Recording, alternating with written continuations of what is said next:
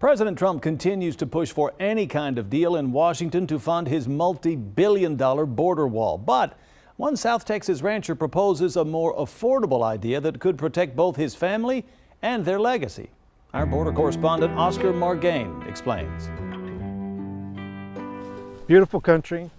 We love it. It's been in my family since 1750. We were here before the U.S. was here. A lot of sacrifices, a lot of history behind it. Out of all the sacrifices Mauricio Vidaurri's family has made over the centuries for this country, their land has not been one of them. They took out the silicone and they just took out the whole glass itself. A property his ancestors have defended for many years from invaders and now smugglers. They wanted to set shop here for their illegal activities. Why do you think they would choose this site? It's closer to the highway. The Vidaurri family owns about 1,300 acres of ranch land in Zapata County between the border and the main highway. This is the house that my father was born in. A unique place where 18th century ruins still stand. He passed it on to us, so now it's up to us. But we would hate to be that generation that lost everything because of a wall. A border wall that is in the works.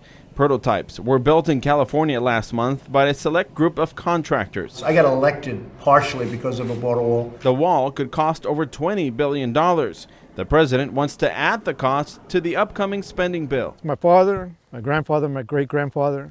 Also threatened by a wall, a private cemetery where generations of Vidaurri rest, including Mauricio's father, Roberto, a World War II veteran. People don't know the whole story. Mauricio argues a wall would also cut access to the river, a lifeline for ranchers along the border. And building a gate with an access code like other ranchers currently have will only make them a target, he says. Because now you're going to give me something that they want. The most effective way, he says, is a virtual wall, more agents and more technology. We are American citizens, and we feel like we have a say-so in this. Mauricio fears his voice won't be heard loud and soon enough to save his family's legacy from the government's eminent domain. Now that the border wall prototypes are done, CBP will take the next 30 to 60 days to evaluate their effectiveness before awarding contracts. Now, we could possibly see a final version of Trump's wall in early 2018. As for Mr. Vidaurri, he's extending an invitation to the president to come here and show him that there are other ways to protect this land.